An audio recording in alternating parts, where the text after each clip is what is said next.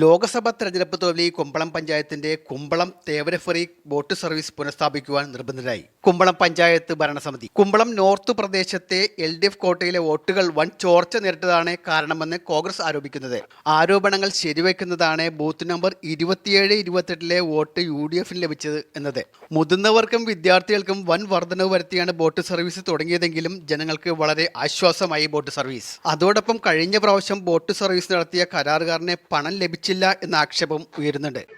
കുമ്പളത്ത് boat വിഷയത്തിൽ കഴിഞ്ഞ ഒരു വർഷം മുമ്പ് ഞങ്ങൾ നടത്തിയ സമരത്തിൽ ഉണ്ടാക്കേണ്ടിയിരുന്ന ഒരു പരിഹാരം അതന്ന് സമരക്കാരോടും അന്നാട്ടിലെ ജനങ്ങളോടും കാണിച്ച ദാർഷ്ട്യത്തിന്റെ ഫലമായി ഒരു വർഷമായി അത് മാറ്റിവെച്ച് അവസാനം പാർലമെന്റ് തെരഞ്ഞെടുപ്പിൽ തങ്ങളുടെ കോട്ട എന്നറിയപ്പെട്ടിരുന്ന 77-ാം ബൂത്തിലും 78-ാം ബൂത്തിലും ഒക്കെ ജനങ്ങൾ അവർക്കെതിരായി വോട്ട് ചെയ്ത് പിന്നോട്ട് പോകുന്ന അവസ്ഥ വന്നപ്പോ അപ്പോഴാണ് അവർക്ക് മനസ്സിലായത് ഈ പോക്ക് അപകടത്തിലാണ്.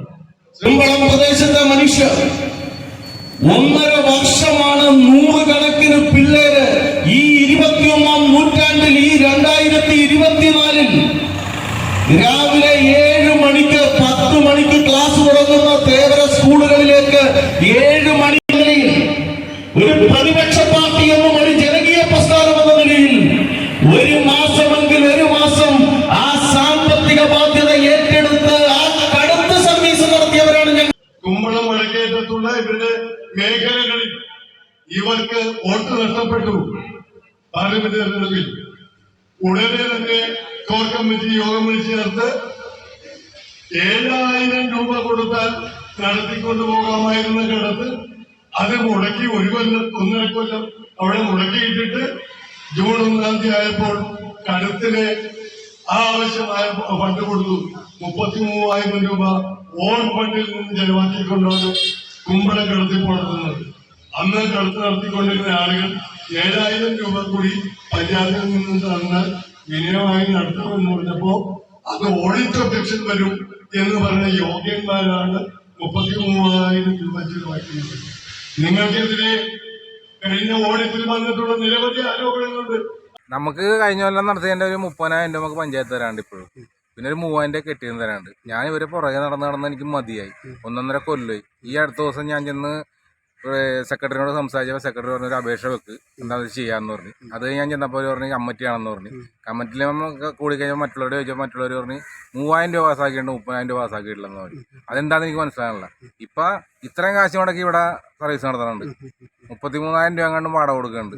ഞാൻ ഈ പാവപ്പെട്ടവന് ഇല്ലാത്ത ബോട്ടൊക്കെ പിറവം വരെ പോയി എന്തൊക്കെ കൊണ്ടുവന്ന് അവരെ വാക്കും കേട്ടിട്ട് ഇറക്കിയിട്ട് എനിക്ക് ഈ വാടക കാശ് ഇപ്പോഴും തന്നിട്ടില്ല. ഇതെന്താണെന്ന് എനിക്കൊരു പിടുത്തമില്ല ഒരു തരാത്തതിന്റെ.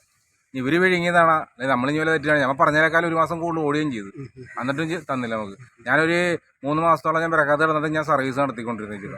എന്നിട്ടും എനിക്ക് കാശ് വരുന്നില്ല. അതെന്താ തരാത്തതെന്ന് എനിക്കൊന്ന് അറിഞ്ഞാൽ മതി. എന്താ കാരണം എന്ന് പറഞ്ഞാൽ മതി. അത് ഇവർ പറഞ്ഞില്ല.